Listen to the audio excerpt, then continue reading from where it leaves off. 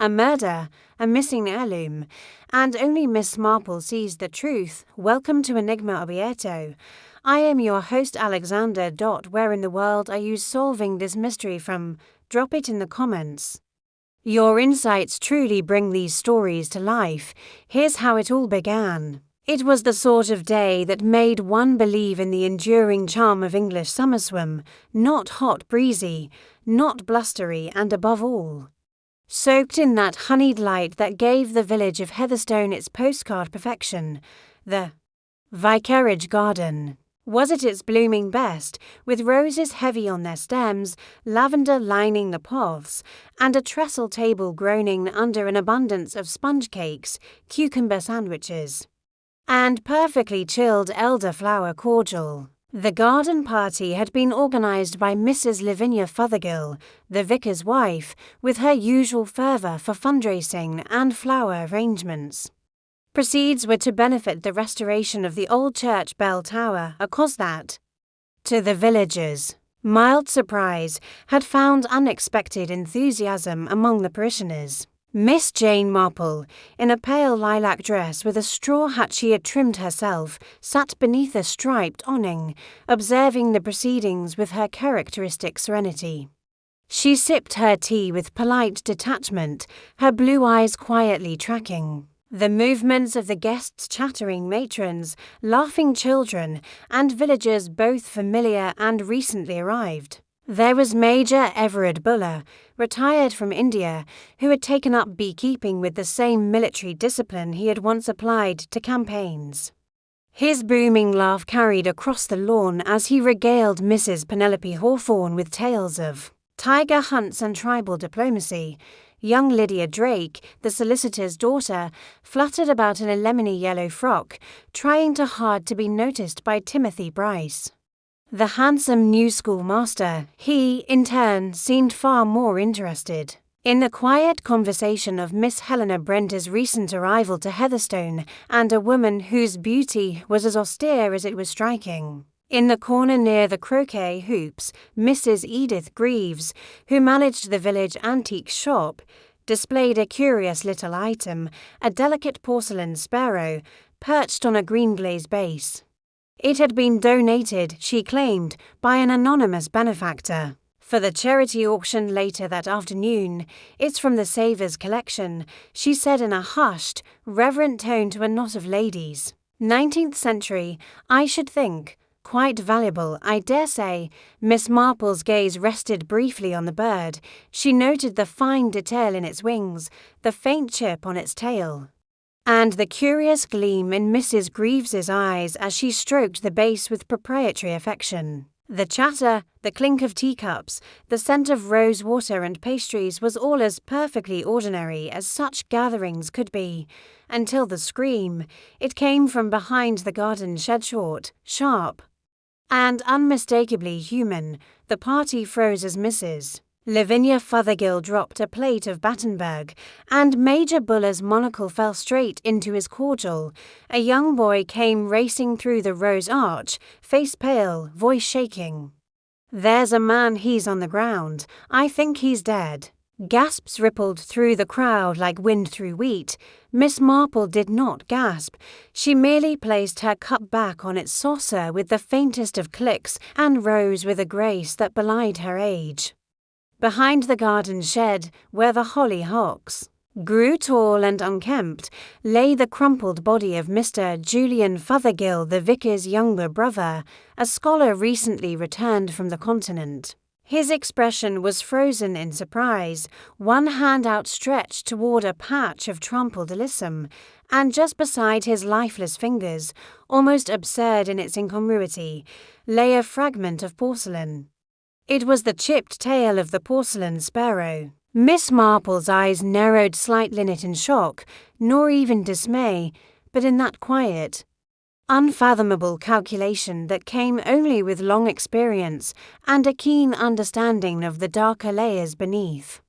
Village charm, a murder at the vicarage garden party, and the first flutter of gossip had not even begun. The news travelled through Heatherstone like ivy on a trellis, swift, clinging, and impossible to untangle once rooted. By sundown, every cottage from the cobbled lanes near the green to the stately homes lining Ivybank Lane knew the vicar's brother had died, quite possibly murdered, in the shade of the garden shed. The porcelain sparrow, that odd little ornament, had disappeared entirely in the drawing rooms and parlours of Heatherstone.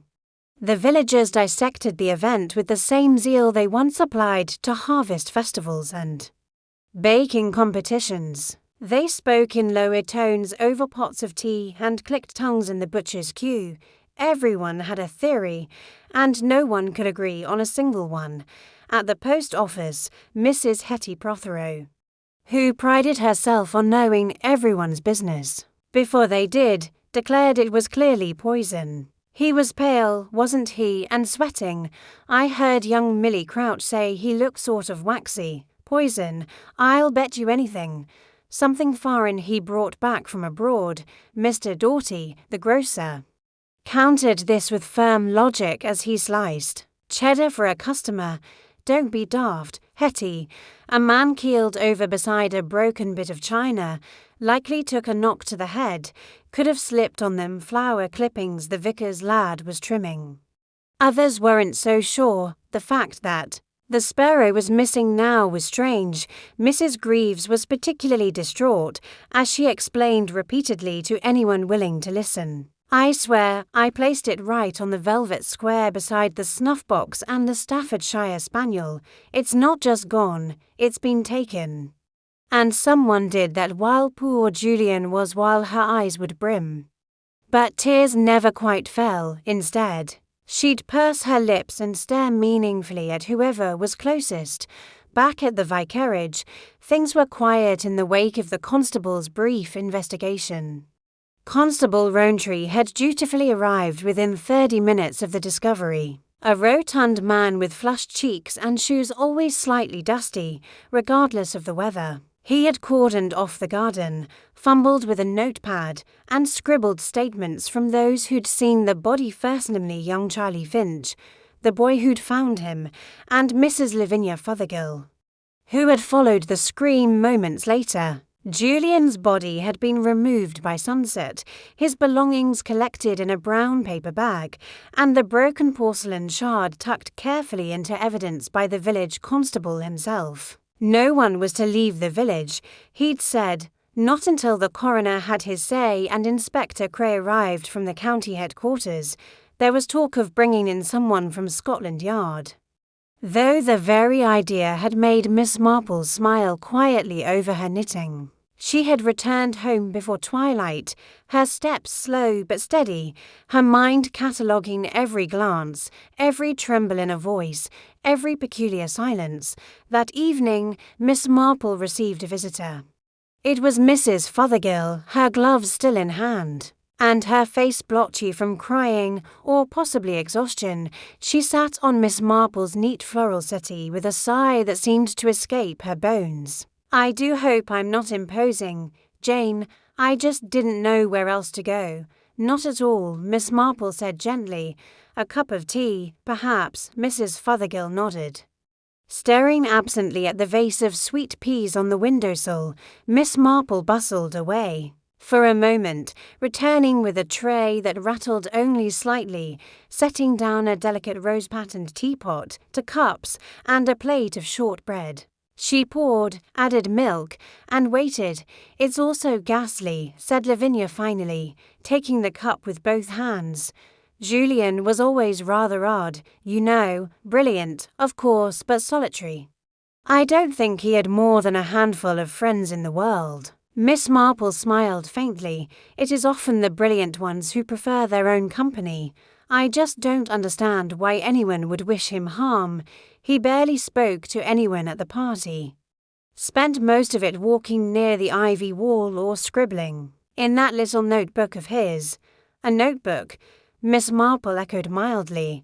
Yes, he always carried one. He said ideas came when least expected. Sometimes he'd just stare at a flower and start writing. She shook her head. I never understood her. Word of it, Miss Marple stirred her tea thoughtfully. And was there anything peculiar in his behaviour today? Mrs. Fothergill hesitated. He seemed tense. He was short with Timothy Bryce earlier, and I think I saw him arguing quietly, but firmly. With Helena Brent, they went off behind the tulle shed. I think Miss Marple's eyes didn't change, but her fingers briefly paused on her teacup. I thought perhaps it was about that silly bird, Lavinia continued. Helena had been eyeing it, you know. Asked Edith Greaves twice where it came from. I see, said Miss Marple. Quite a curiosity, wasn't it? Yes, rather vulgar, if you ask me. Though Edith thought it charming, Lavinia sipped again and looked at her friend, her expression changing. Jane, do you think it was murder? Miss Marple didn't answer at once. She tilted her head slightly, as if listening to something far off. I think, she said at last, that it's far too early to say. But I've often found, Lavinia, that in villages like ours peaceful, orderly places violence, when it does come, tends to be very personal. She said no more, and Lavinia soon took her leave, a little calmer than before, though still clouded with doubt. Later that night, as the village slipped into uneasy quiet, the light still burned in Miss Marple's front room. She sat in her favourite armchair, a ball of soft wool in her lap, the needles clicking gently as she wore upon rows and rows of soft grey stitches. In her mind, however, the party played again. The laughter, the rose-scented breeze, the way Helena Brent had stood so still beside the sparrow, as though it spoke to her. The way Major Buller had been unusually quiet after the scream, and the way Mrs. Greaves had clutched the air above the empty display table, not with shock, but with a curious sort of rage. Miss Marple thought about the broken tail and where the rest of the bird had gone, about Julian's notebook, presumably missing now, and about human nature, which never truly changed, no matter how polished the silver or fragrant the garden. Tomorrow would bring the inspector, the formal interviews, and a flurry of accusations. But tonight, she simply watched the stars begin to flicker above Heatherstone's roofs and thought of small things, petty envies, quiet betrayals, and one curious porcelain bird that had vanished just as its secrets were about to be discovered. Inspector Harold Cray arrived the next morning, precisely at 9:30, in a motor car that seemed far too polished for village roads, and a suit that suggested he had intended to be seen. He was a tall, angular man with slicked-back hair, sharp cuffs, and the air of someone accustomed to being listened to. He greeted Constable Rowntree with brisk efficiency, reviewed the garden crime scene with clinical precision, and then requested a list of all those in attendance at the previous day's garden party. Miss Marple watched him from across the green. As she walked to the bakery, her shopping basket hanging from one arm, she noted the way he gestured with his pen, cutting the air with short stabs, and how Constable Rowntree trotted beside him with eager nods. Inspector Cray was not, she thought, an unkind man, but he was impatient. That was the trouble with men from the city. They never learned the village's rhythm. Everything here was slower. But not less important, it took a different sort of listening. By 10 o'clock, the inspector had commandeered the vicarage sitting room for interviews. Mrs. Lavinia Fothergill served weak tea with trembling hands and answered his questions as best she could, though she seemed distracted by the lace doilies on the armchairs. "I've never hosted a murder before," she murmured, half to herself. One by one, the guests from the garden party were called in. Major Bull arrived in full walking tweeds, his beekeeping hat still clutched under one arm. He answered crisply, and with military brevity, "I was near the gazebo. Didn't see or hear anything unusual until the scream. Damned shame about Julian, our duck, but bright, had a keen interest in ancient artifacts. I believe he'd recently come back from the Pyrenees or some such place. Wrote articles, I think." "What sort of articles?" Cray asked. "Archaeological journals, old tombs and medieval relics." That sort of thing, not my area, of course, Helena. Brent followed not long after, her ash-blonde hair pinned in place, a pale silk scarf tied at her neck. She sat elegantly, but with a stillness that made the room colder somehow. Mr. Fothergill and I spoke briefly, she said. We had a disagreement, but it was of no consequence. What about? She looked at Craze squarely. He had promised me a particular item for the auction, a small statue he had acquired abroad. When I asked about it yesterday, he seemed evasive. I was disappointed. Inspector Cray raised an eyebrow. A statue of what? I didn't see it. I only heard him describe it. He called it a pilgrim sparrow. He said it had a unique mark underneath, a signature of some kind. There was a long pause. You're saying the porcelain sparrow was his? Cray asked. She tilted her head. I assumed so. I never saw it, as I said, but Mrs. Greaves was displaying a sparrow. And I drew the connection. It seemed logical, Cray scribbled furiously, but Miss Marple, who had entered the room quietly behind them to deliver scones, an old excuse, but a reliable one, catches Helena's eyes. They did not shift, not once. It wasn't proof, of course, but it was something. Later that morning, Mrs. Greaves took her turn. Her agitation had grown overnight. She clutched her handbag like a shield, her voice rising with each question. I did not steal the sparrow. It was donated. I never said by whom. Anonymous donations happen all the time. Did Mr. Fothergill give it to you? Cray asked bluntly. She sniffed. Not directly. I found it on the shop counter one morning, wrapped in old newspaper.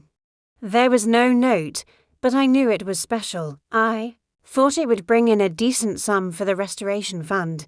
We're only trying to save the bell tower. After all, Miss Marple, now seated beside a tea cart, glanced up from her knitting. Was the tail already chipped when it arrived? Mrs. Greaves blinked. Pardon. The porcelain sparrow, Miss Marple repeated gently. Was the tail chipped when you found it? Yes, just slightly. Barely noticeable. I thought it added character. Besides, older items often have imperfections. That's what makes them authentic. Cray did not comment on that, but he jotted it down. The rest of the interviews followed with varying degrees of usefulness. Timothy Bryce, the schoolmaster, claimed he had been inspecting a croquet mallet when the scream was heard and had seen no one near the shed. Lydia Drake, still flustered by the presence of the inspector, mentioned she had seen Julian arguing with Helena earlier, but thought nothing of it. As the day wore on, a vague profile began to take shape. Julian Fothergill had returned to Heatherstone only weeks before his death. He had been working on some academic piece, possibly involving an artifact he had found. He had promised this item to Helena Brent, or so she believed, and now he was dead. The artifact, possibly the porcelain sparrow, was missing, and the village hummed with speculation, yet none of it quite fit together. Not in a way Miss Marple found satisfying. She took her afternoon tea in the garden, beneath her old pear tree, the bees buzzing lazily, and the distant murmur of voices from the vicarage drifting over the hedges. She considered what she had observed, and what she had not. Julian had been secretive, that much was clear, but he had also been frightened, that she now believed. Something about the way he had moved at the party, always watching, never resting, had struck her as more than eccentricity. And then there was the sparrow. It was not just valuable, though, that remained to be seen. It had meaning. To Julian, too. Helena, perhaps to Mrs. Greaves as well, though her attachment seemed more possessive than scholarly.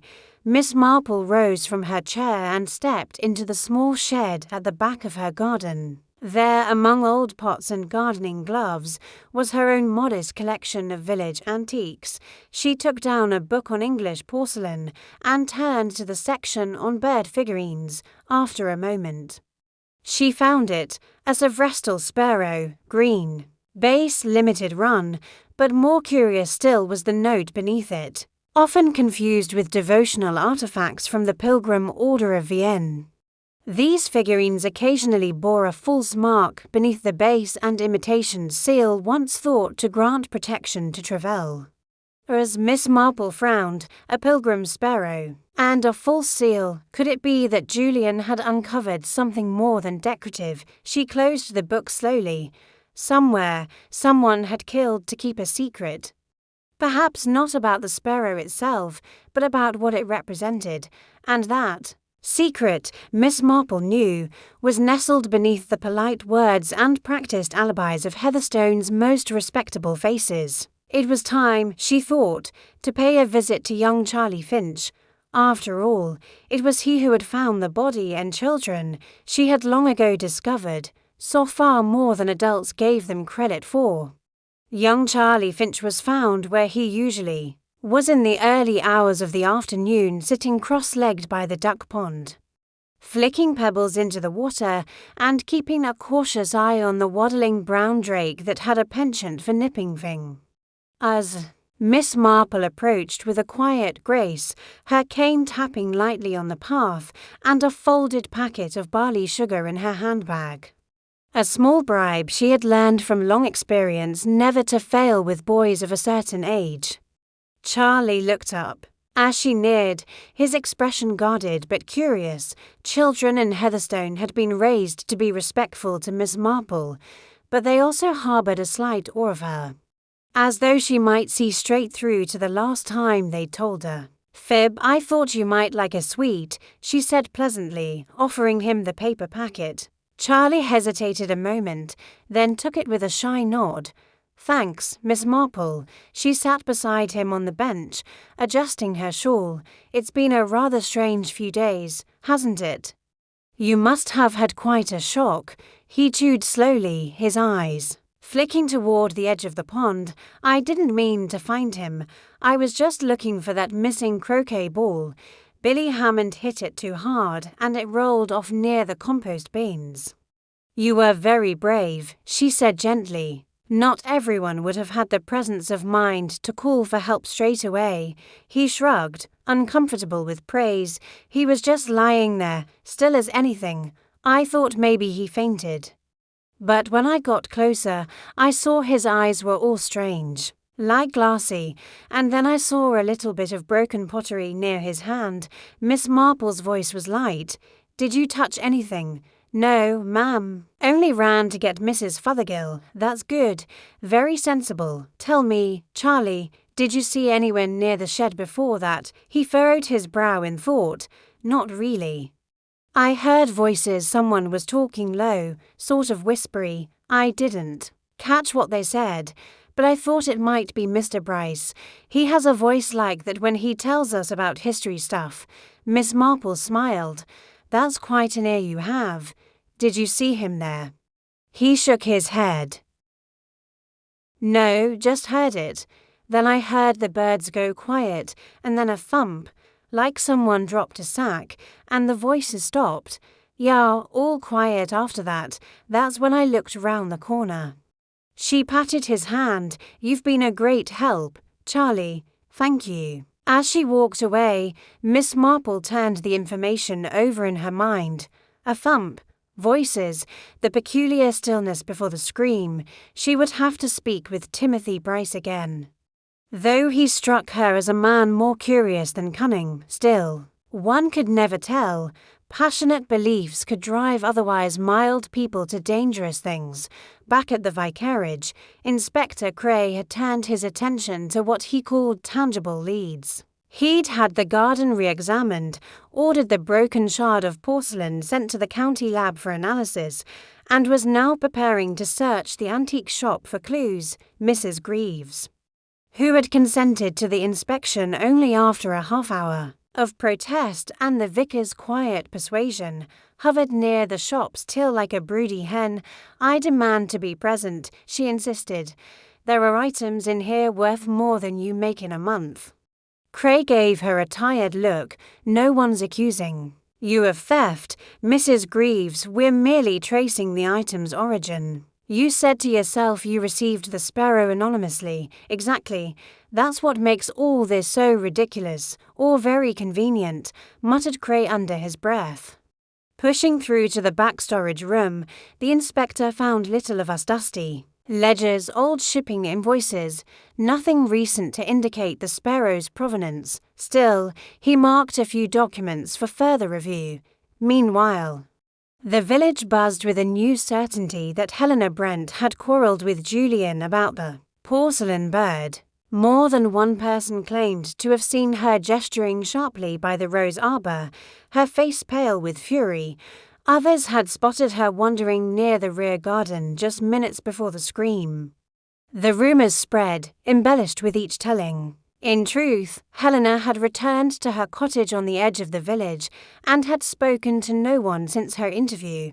The blinds were drawn, and the gate latched. Miss Marple, walking past with her knitting bag, paused only a moment to glance at the unwatered window boxes. Back at her own cottage, Miss Marple opened her small notepad and jotted a few words in a tidy script. Charlie heard voices. Bryce, porcelain linked to Pilgrim Order.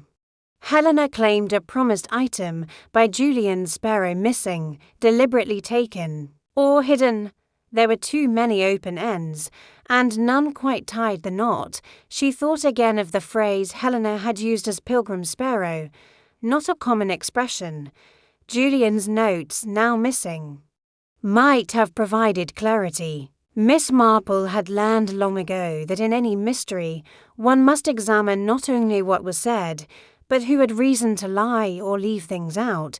That evening, she made a quiet visit to the vicar. Reverend Fothergill met her in his study, a cluttered but warm space lined with books and dust motes dancing in the slanted sunbeams. "Jane," he said, with the weariness of a man grieving beneath the duties of leadership, "what can I do for you?" "I won't trouble you long," she replied gently. "Only I wondered if you happened to know what your brother was working on. He seemed agitated at the garden party. I thought perhaps you'd had a conversation." The vicar hesitated, then nodded slowly. He'd mentioned something about a founder relic he'd acquired on his last trip to France. Said it had a strange mark, something not found in standard texts. He believed it predated the established pilgrim routes, a religious artifact. He wasn't sure. He said the mark was peculiar, almost modern in design, but etched into the base. It had him excited. He felt he was on the verge of something significant. "Did he show it to you?" "I only caught a glimpse. It looked like a figurine. A bird, I think. Small, no more than 5 inches. But he was very protective. Said he was still authenticating it. He meant to publish something soon." Miss Marple folded her hands in her lap. "And now both he and the object are gone." The vicar looked down. "You believe they're connected?" "I believe someone thought they were." She took her leave shortly after, the vicar's sorrow lingering like a perfume on her coat. Outside, the village was settling into its evening hush. The sun dipped low over the cottages, casting long shadows along the path. She passed Helena Brent's house once more. This time, the blinds were open, and the faintest light glowed from within. A silhouette moved behind the curtain, restless, pacing. Miss Marple did not linger, but she filed the observation away with the others. Tomorrow, she thought, would bring more answers or more questions. Either way, the village had narrowed its suspicions. The first suspect had emerged, and the tide of attention now lapped firmly at Helena Brent's doorstep. But Miss Marple, wise in the ways of appearances, remained unconvinced. The next morning began in mist and silence. Heatherstone's usual gentle bustle was subdued. The bakery opened late, the postman delivered letters with a hush, and even the sparrows around the green seemed to chirp with an oddly mournful tone. In the drawing-room of her prim white-washed cottage, Miss Marple sat by the window, a tea tray on the table beside her, and a single envelope resting on her lap. It had arrived with the early post, no return address, only her name written in a crisp hand. Inside was a single sheet of paper. Unlined, with just 5 words written in precise, angular script. Check the ledger, not hers. No signature, no date. Miss Marple read it twice, then folded it neatly and placed it in her embroidery box. Later that morning, she made her way to Mrs. Greaves's antique shop, not with alarm, but with a calmness honed over decades of quiet investigations. She entered with a pleasant smile and a slight tilt of the head. "Oh, Miss Marple," Mrs. Greaves greeted, her voice strained and a little too bright. "I've only just reopened. I hardly slept last night with that inspector going through my back room like a hound in a henhouse. I'm terribly sorry to hear it," Miss Marple replied, her tone laced with sympathy. "I won't stay long. It occurred to me that I haven't checked your auction ledger. I remember in years past you always kept such a tidy list of donors and items. I'd meant to sign the guest teapot myself." Mrs. Greaves hesitated. A flicker of something crossed her face, discomfort, perhaps, or calculation, but she nodded and stepped behind the counter. "Of course, though I've not entered everything just yet. It's been quite the week." She produced the ledger from beneath the till. Miss Marple took it gently, her fingers caressing the worn cover, and opened it on the counter. She flipped through the pages slowly, as if merely browsing. Names, items, and expected values were written in Mrs. Greaves's unmistakable script, looping, proper and underlined in violet ink. Tea services, Victorian brooches, a pair of candlesticks, and then, on the final page, written in a different hand altogether, "Porcelain bird green base. French origin?" The handwriting was tight, slanted slightly left, masculine, she thought, and the ink was black, not violet. "Curious," Miss Marple said lightly. "You said you listed everything yourself, Edith." Mrs. Greaves blinked. "Well, I must have written that one in a hurry. Perhaps I used a different pen. You know how things get in the flurry of event planning." "Of course," said Miss Marple. She closed the ledger carefully and handed it back. "It's a lovely item, chipped or not. I imagine collectors would find it fascinating, especially if it's French. I only wish we still had it," Mrs. Greaves said, the complaint in her voice rising again. "Whoever took it, whether they meant to or not, has put our fundraiser in jeopardy." Miss Marple nodded politely and took her leave. She walked at a leisurely pace through the village, stopping now and then to greet neighbours or inspect the flower beds on the green. Her mind, however, was not on chrysanthemums. Check the ledger, not hers. That much was now certain. The entry for the porcelain bird had been written by someone other than Mrs. Greaves, and that someone had wanted the item listed without attribution. But why take such care to record it anonymously if they intended to steal it or kill it? Her thoughts returned to Julian Fothergill. Had he written that line himself? Had he anonymously donated the sparrow, only to change his mind later, or had someone listed it without his consent? Perhaps Helena Brent, or someone else altogether. Her next stop was the library, though modest in size. The Heatherstone Library contained more than its fair share of eccentric texts, donations from professors who had retired to the countryside and brought their esoteric collections. With them, the librarian, Miss Clara Kettle, had a sharp nose for books and an even sharper memory. "Pilgrim symbols," she repeated, peering at Miss Marple through her spectacles. "We've got a few old travelogues, and there's that dusty history of French monastic orders waiting here." She disappeared into the back stacks and returned 5 minutes later with a cloth-bound volume in teat. "Led the secret orders of medieval France never gets checked out," she said. "Dustiest book on that shelf. But it's got all sorts of odd stories, seals, symbols, relics." Miss Marple smiled. "Perfect." She turned the pages with care, pausing at illustrations and cross-references. Finally, she found a woodcut of a sparrow perched on a scallop shelled, traditional symbol of pilgrimage, and below it, a peculiar seal, a circle with an arrow piercing Downward, she read the description, used by the Brotherhood of the Sparrow between 1380 and 1445, believed to mark secret routes through southern France. Artifacts with this symbol are extremely rare. Several known forgeries exist, including porcelain birds crafted in the late 1800s. She closed the book slowly. So Julien's figurine had not just artistic value, it had historical, perhaps even ideological significance, and if forged well enough, it could deceive even a scholar. Which raised the question, had Julien discovered it was a fake, or had someone else realized it and feared exposure? Miss Marple walked home through the soft haze of afternoon. The village quiet under a blanket of cloud. That evening she received an unexpected visitor. Timothy Bryce arrived just after supper, hat in hand, expression drawn.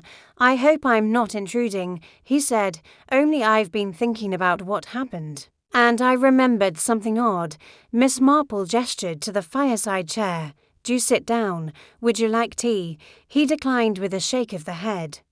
During the party before the screamy was walking toward the shed, I'd meant to get a look at the auction items, but I stopped because I saw Helena Brent go behind the shed. She was with someone.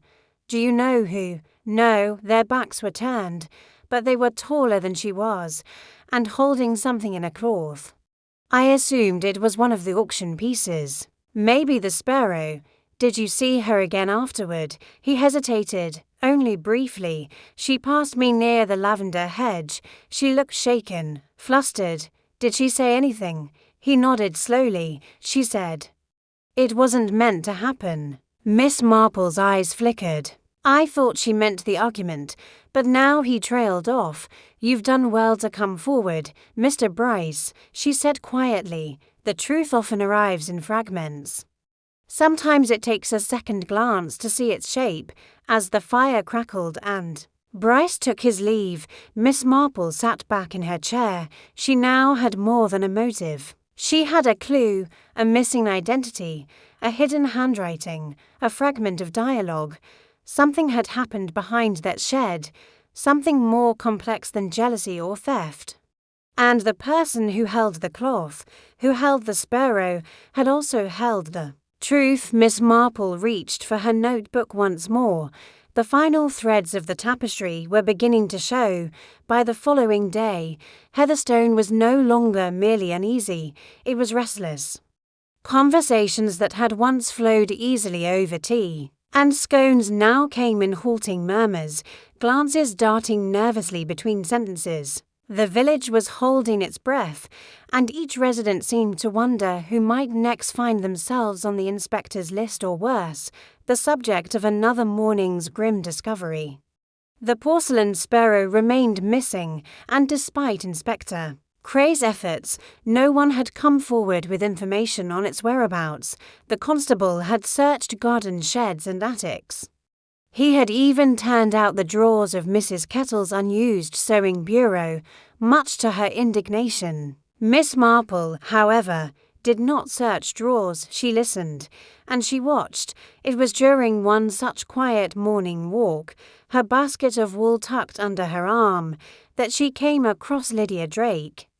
The solicitor's daughter was sitting beneath the old elm by the chapel gate, her usual bright disposition dulled, her yellow cardigan bunched around her shoulders. Miss Marple greeted her gently and asked if she might sit.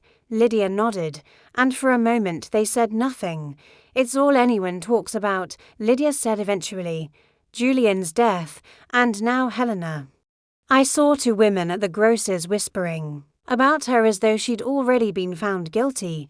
It's awful." Miss Marple gave a small nod. "Fear is a peculiar thing. It encourages people to imagine the worst.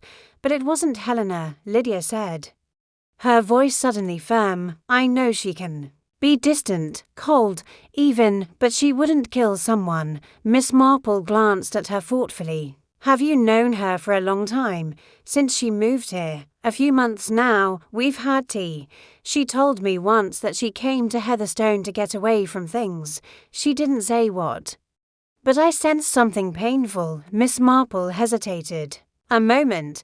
Do you know if she and Julian Fothergill had a relationship? Beyond the matter of the porcelain bird, Lydia flushed faintly. I don't think so. Not a romantic one. But she was fascinated by that artifact, said it was more than it. Seemed she once called it a key. I thought she meant that figuratively. A key to what, I wonder, murmured Miss Marple. Lydia looked down, twisting a stray thread from her sleeve. I think Helena's hiding something. But not what the others think. She's not a murderer, Miss. Marple reached over and patted her hand. Thank you, my dear. Sometimes understanding someone's heart is more revealing than knowing their history. That afternoon, a subtle shift occurred in the investigation. Inspector Cray, who until now had focused his attention squarely on Helena Brent and her proximity to the murder scene, received a letter from a curator at the British Museum. The sparrow, he had been told, resembled certain 19th century replicas of religious relics, but if Julian's figurine bore the correct seal underneath, it could potentially link to an undocumented sect known as the Brotherhood of the Sparrow. Cray, who did not believe in secret religious orders or symbols of protection, grumbled to the constable that it sounded more like fiction than fact. But he could not ignore the implications. A valuable artifact, possibly one with links to an ancient and mysterious order, was now missing, and someone had died in its shadow.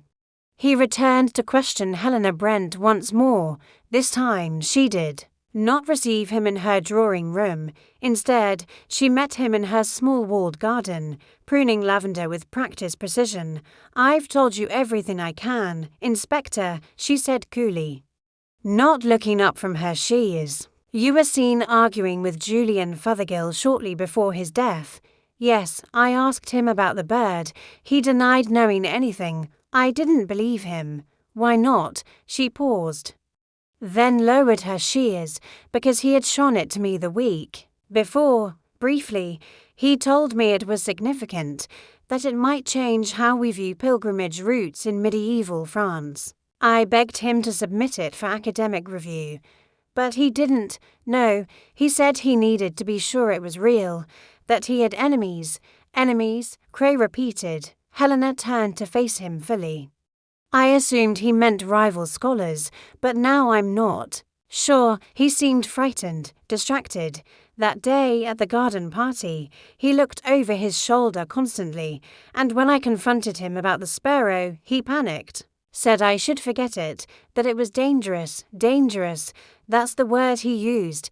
Then he stormed off. 10 minutes later, he was dead. Cray frowned, scribbled a note, and left her with no promise but a thin thank you. Word of the interview spread by evening, as it always did in Heatherstone, and with it came a resurgence of gossip, this time about secret societies, curses, and ancient oaths. Miss Marple, who had lived through enough of the world's chaos to know that the truth was usually far simpler, invited Major Buller for tea. He arrived promptly at 4:30, freshly shaved, smelling faintly of beeswax and tobacco. He seated himself stiffly and accepted a shortbread with the gravity of a man attending a tribunal. Major, Miss Marple began, pouring his tea. I wonder if you might tell me more about Julian's recent activities. You mentioned before that he'd done archaeological work. The Major nodded. Yes. Mostly in France, old religious sites, ruins, ossuaries. Rather grim stuff. Brilliant mind, but awfully scattered. Lost his grant at one point. Rumor was he tried to sell something to fund his trip. Something valuable. Do you know what? No idea. He kept things close, didn't trust institutions. Thought they'd bury his discoveries. Rather the conspiracy theorist. If I'm honest, Miss Marple stirred her tea. Did he ever mention the Brotherhood of the Sparrow? Buller froze midship, his brow furrowed. Good heavens, where did you hear about that? A passing reference. Is it real? The Major shifted uncomfortably. Old legend, really. Some say it was a secret Christian sect that guided pilgrims through dangerous terrain. Others think it was just a merchant's guild with religious trappings. No one's proved its existence. Would an artifact linked to them be valuable, too? The right buyer, certainly. A museum, a collector, perhaps even someone wanting to suppress the find. Miss Marple's eyes twinkled just slightly. Suppress? There are always those who fear what history reveals. When the Major left, Miss Marple returned to her notes. Julian had been frightened. He had shown the sparrow to Helena, possibly confided in her. Someone else had learned of its value, perhaps had tried to acquire it quietly, and when Julian resisted, he was silenced. But one detail still gnawed at her, the ledger entry, in Julian's hand, perhaps, listing the bird as anonymous. If he feared its value, why risk displaying it at all? Unless he had been trying to draw someone out. The evening closed with the village cloaked in storm clouds. Thunder rumbled on the horizon, and rain began to tap at the windows as the wind whispered down Heatherstone's narrow lanes. Miss Marple sat in her drawing room with her knitting in her lap, staring into the fire. In her mind, the final pieces were shifting into place. The artifact, the forged ledger, the cryptic message, the whispers behind the shed, and the cloth-wrapped figure seen only from behind. Someone in Heatherstone had known the sparrow's true meaning and had killed to keep it secret, but soon, very soon, that secret would have nowhere left to hide. The storm had passed in the early hours, leaving Heatherstone wrapped in a damp, green hush. By morning, puddles glittered in the wheel ruts along Ivybank Lane, and the hedges dripped softly under the pale July sun. The village, still shaken, but curious, stepped out once more to resume its rhythmal bite under the persistent shadow of suspicion. At precisely 9 o'clock, a stir broke through the hush. Mrs. Kettle, the librarian, had come across a brown paper parcel behind the door of the library's back entrance. She had initially assumed it to be a delivery, a late donation perhaps, but upon opening it, she found something wrapped in velvet, heavy and cold in her hands. When she pulled the cloth away, she nearly dropped it. It was the Porcelain Sparrow. Constable Rowntree was summoned immediately, arriving with as much haste as his bicycle would allow. The parcel was handed over, inspected without being unwrapped further, and locked away in a case at the station. Word spread quickly the bird had returned. But the return of the missing artifact raised more questions than it answered. Why had it been left at the library? Who had taken it in the first place? And more importantly, why bring it back? By midday, Inspector Cray was back in the village, and the door of the library had been dusted for prints, the parcel examined by a county specialist. A note had been tucked beneath the velvet, typed, not handwritten. It read, "I never meant for anyone to die." No name, no fingerprints, no further clues. Miss Marple heard the news from Reverend Fothergill, who stopped by mid-morning, raincoat flapping and umbrella forgotten at the vicarage gate. "Jane, the bird's come back, left like a bad penny at the library. There was a note." "So I've heard," she replied, pouring his tea, a curious gesture. "Most murderers don't return the instrument of their undoing." The vicar sipped cautiously. Unless guilt got the better of them, or unless they wanted to shift suspicion again. He looked at her thoughtfully, but she offered nothing further. Not yet. That afternoon, Inspector Cray convened another round of questioning. Starting with Helena Brent, she received him at her doorway, her expression unreadable. "I've said everything I know, Inspector." She repeated, "I didn't kill Julian, and I didn't take the sparrow." "Then someone is trying to frame you." She paused. "Or confuse you." "Why would they do that?" She met his gaze directly. "Because they want the truth buried, and they knew Julian wouldn't stay quiet." Later, it was revealed that the sparrow bore the symbol Julian had once described to Helena as a circle with a downward-pointing arrow etched faintly into the green-glazed base. Experts from the museum were called again, this time to determine its authenticity. Miss Marple, meanwhile, sat in the garden of Lydia Drake's family home. a plate of shortbread resting untouched beside her as Lydia recounted something odd. It was 2 days before the garden party, Lydia said, her voice low. I saw Julian leaving Mrs. Greaves's shop late in the evening. The blinds were down, but the door was still unlocked. He looked upset, flustered. Did he see you? No, I was behind the hedge on my way home from choir practice, but I'm sure it was him. Miss Marple nodded, lips pursed in thought. Did anyone else know? I didn't tell anyone. It seemed unimportant until now. The information nagged at her. Julian had not just anonymously listed the bird, he had argued with the woman displaying it. Perhaps he hadn't donated it at all. Perhaps he had been trying to retrieve it. The missing link might lie not in the act of donation, but in the transactions surrounding it. That evening, just before sunset, Miss Marple paid an unannounced call on Mrs. Greaves. The antique shop owner greeted her at the door, clearly weary of questions and weary of suspicion. If you're here to accuse me, Jane, I'll save you the trouble, she said, standing firm in her doorway. I've already been picked apart by Cray and his henchmen. I'm not here to accuse anyone, Miss Marple said gently. Only to ask a few things that might help me understand. You see, I've been thinking about how the sparrow came to be in your shop. Mrs. Greaves hesitated. I told you we found it wrapped on the counter one morning. You said it was anonymous, but the handwriting in the ledger suggests otherwise. It wasn't yours, Edith. The shopkeeper blinked rapidly.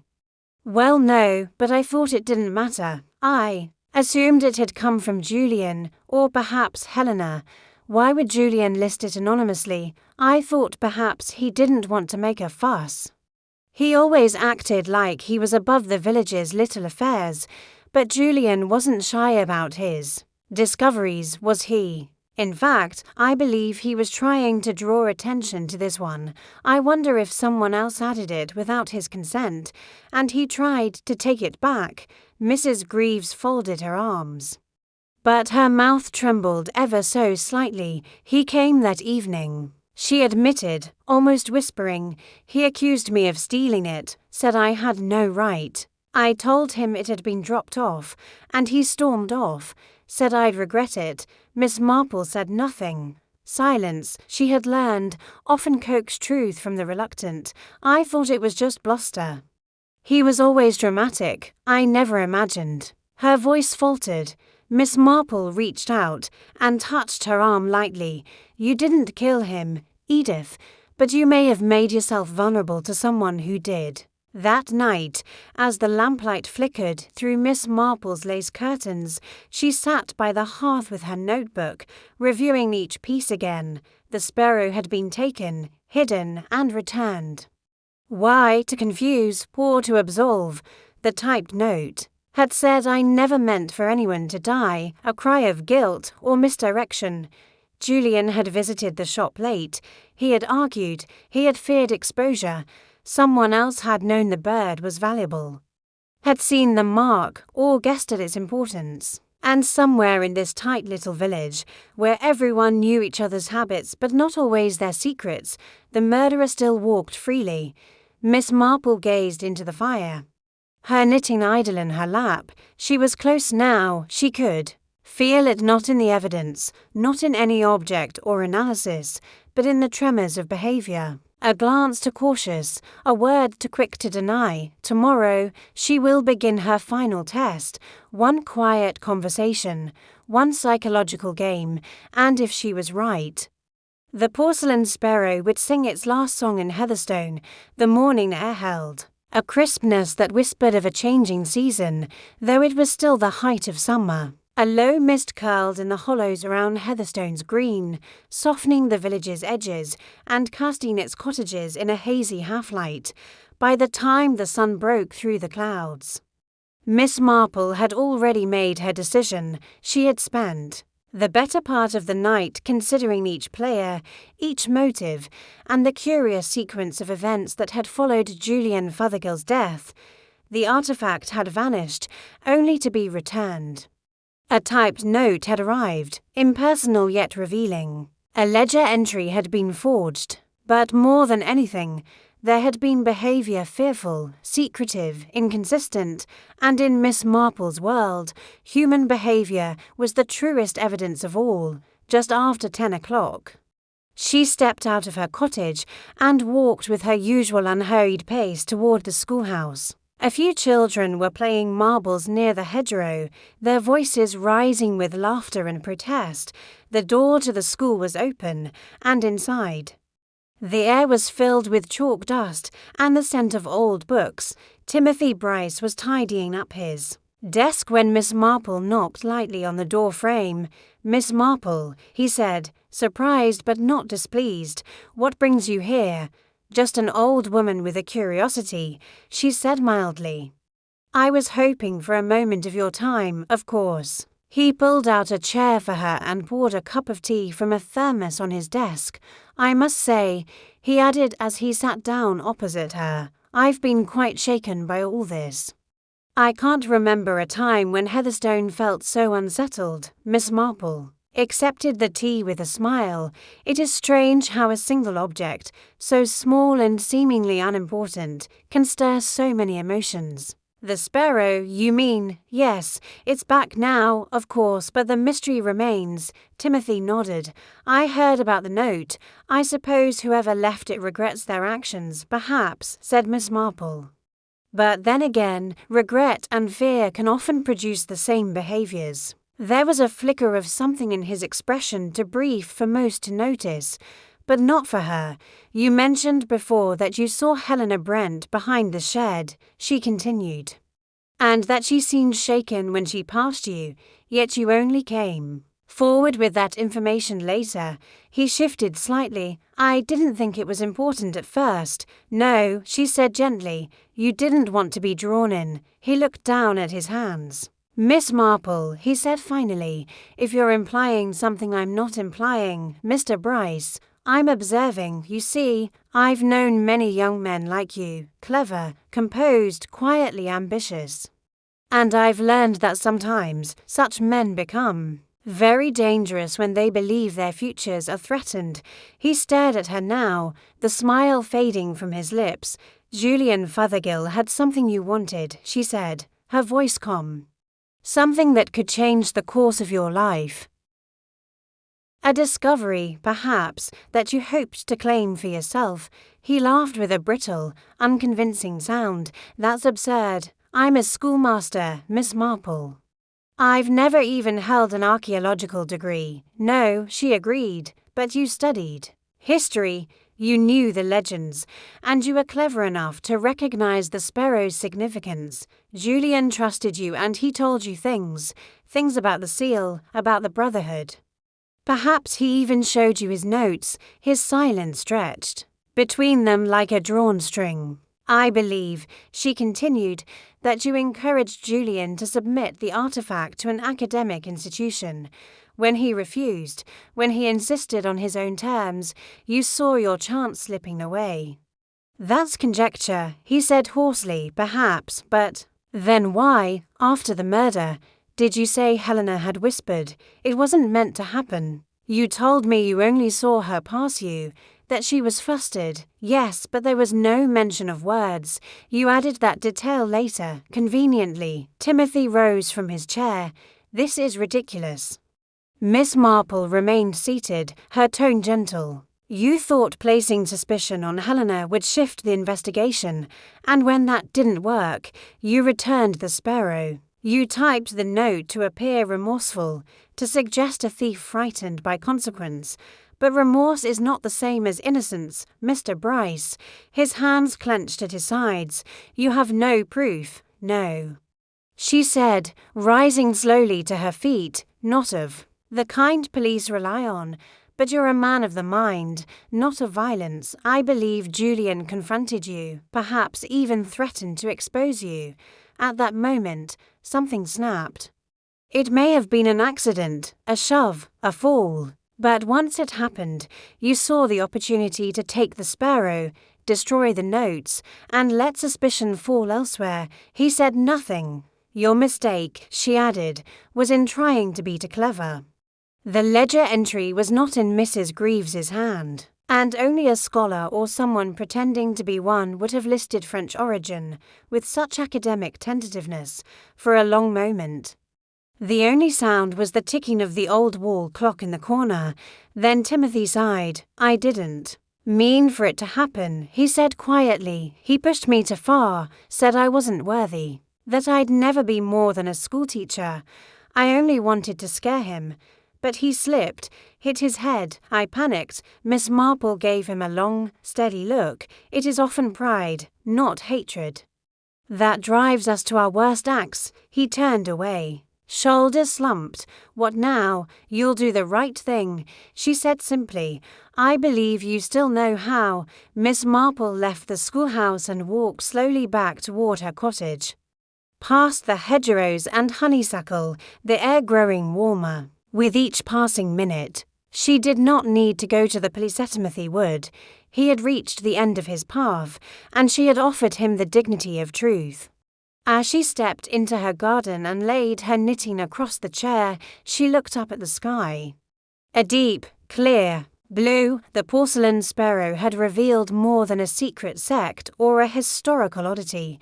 It had uncovered ambition, jealousy, and the terrible cost of pride. And once again, the quiet village of Heatherstone had shown that beneath its tranquil surface ran currents as deep and dark as any city street. But Miss Marple, as always, had seen it coming. Not through fingerprints or clues, but through the timeless study of human hearts. It was the kind of morning that always made Heatherstone appear at its most innocent. The sun glinted gently off the tiled rooftops, birds flitted through the hedgerows, and the vicarage bell chimed its soft quarter hour as if to remind the villagers that time, whatever else it brought, would continue to pass unhurried. But beneath that gentle rhythm, something had shifted. Word spread with hushed urgency. Inspector Cray had requested a gathering in the vicarage hall that very afternoon. It was an unusual request, and though no one said the word reveal aloud, it hung in the air like a wood smoke. The villagers arrived in a steady trickle, many still dusted with flour from baking or dressed in their gardening clothes. Even Mrs. Greaves, normally loath to leave her shop unattended, arrived with her hat askew and her handbag clutched tightly at her side. Miss Marple entered last, quiet and unassuming, as though she had merely wandered in out of idle curiosity. She seated herself in the back row, hands folded neatly over her handbag, the faintest smile playing at the corners of her lips. Inspector Cray stood at the front, arms folded, expression unreadable. To his side stood Constable Rowntree, looking more than usually flustered, and behind them, placed carefully on a side table and still partially wrapped in its velvet cloth, sat the Porcelain Sparrow. "Thank you all for coming," Cray began, his voice level. "As you know, the death of Mr. Julian Fothergill and the subsequent disappearance of a certain item have cast a long shadow over this village. I believe it is time we brought clarity to that shadow." He paused, letting the silence settle over the gathered villagers like dust. "First," he continued, "we now know that the porcelain sparrow was far more than a decorative trinket. It bore a symbol associated with a medieval sect known as the Brotherhood of the Sparrow, an organization whose existence has long been debated by historians. That symbol made the artifact highly valuable and, to some, dangerous." Several murmurs ran through the hall. Miss Brent's eyes flicked briefly toward the bird. Mrs. Greaves looked stiff as a board. Cray went on. "Mr. Fothergill had discovered the artifact abroad and brought it here under the assumption it would be examined, perhaps authenticated. But somewhere between its arrival and its display at the garden party, something went wrong. The item was listed anonymously in the charity auction ledger, though that entry was not in the hand of Mrs. Greaves, as she originally claimed. Mrs. Greaves shifted uncomfortably, lips pressed into a thin line. Further investigation revealed that the handwriting matched that of someone else with a keen interest in history, someone who understood the importance of that symbol. and the opportunities that could come from possessing such an object. Now, Cray turned slightly, casting his gaze not over the crowd in general, but at a single man seated near the front. Mr. Timothy Bryce, he said. There was a sharp inhalation from someone in the crowd.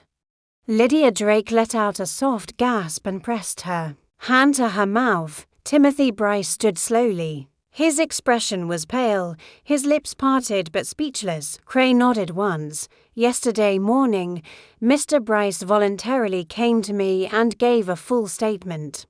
He confessed that he had confronted Mr. Fothergill behind the shed on the day of the garden party. What began as an argument quickly escalated. Mr. Fothergill threatened to expose Mr. Bryce's interest in the sparrow, and during the struggle that followed, he struck his head on the paving stones. Bryce panicked. He took the sparrow, deleted all references to Julian's notes, and allowed suspicion to fall elsewhere. There was a silence heavy with disbelief. I didn't mean to kill him, Timothy said quietly. It wasn't supposed to happen that way. I only wanted to force him to see sense, to let me be part of it. Miss Marple's voice, when it came, was so soft it was almost missed, but every head turned to hear her.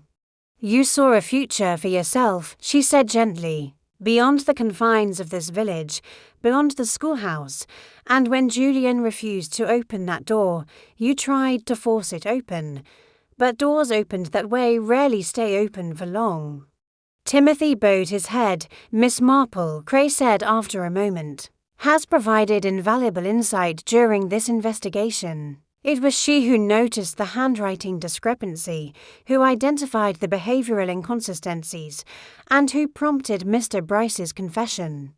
Her understanding of human nature proved far more precise than anything the laboratory could uncover. There was a quiet ripple of acknowledgement, respectful and subduedness. Mrs. Greaves looked away, red blotching her cheeks. Helena Brent sat motionless, as though her spine were carved from marble. Then, with a subtle clearing of his throat, Cray added, Mr. Bryce will be taken into custody while the Crown Prosecution Service determines appropriate charges. While the death of Mr. Fothergill may have been unintentional, the concealment that followed has legal consequences. Timothy nodded. He did not resist as Constable Rowntree stepped forward. Miss Marple rose, brushing a thread of lint from her sleeve. She glanced once more at the porcelain sparrow on the side table, quiet now, its enigma laid bare. Then she turned and walked slowly from the room as the murmur of voices swelled behind her. Outside, the sun had reached its zenith. It warmed the cobbles and glinted in the window panes, lighting up Heatherstone as though nothing had ever gone wrong. Miss Marple did not return home immediately. Instead, she walked down the lane past the duck pond and the light gate, the summer breeze stirring the tips of the hedgerows. She paused once beneath the tall elm tree by the chapel, a favourite resting spot. She sat there for some time, not knitting, not thinking, simply sitting. Because this, too, was part of it, the aftermath, the silence after the curtain falls, when the performance has ended, and yet the echoes still remain. The village would go on, it always did. Soon the talk would shift to other things, the state of the vicarage roof, the late bloom of the roses, the peculiar arrival of Mrs. Banbury's cousin from Wales, but for now the truth had been spoken. And that truth, while painful, had done what truth was meant to do. It had released them all. Miss Marple finally rose and made her way home, her shadow long behind her, cast by the afternoon sun and the gentle certainty that justice quite delicate and comfort had once again took root in Heatherstone. 3 days after the gathering in the vicarage hall, life in Heatherstone had begun, in its characteristically quiet way, to return to normal. The morning milk deliveries resumed with their familiar clatter. Children once again played hopscotch in front of the post office. Mr. Doughty polished his fruit stall with renewed vigour, And even the gossip, once a torrent, had softened to a trickle of lowered voices and speculative murmurs passed over garden gates, yet not everything had returned to how it was. Some changes, however discreet, were deeply felt.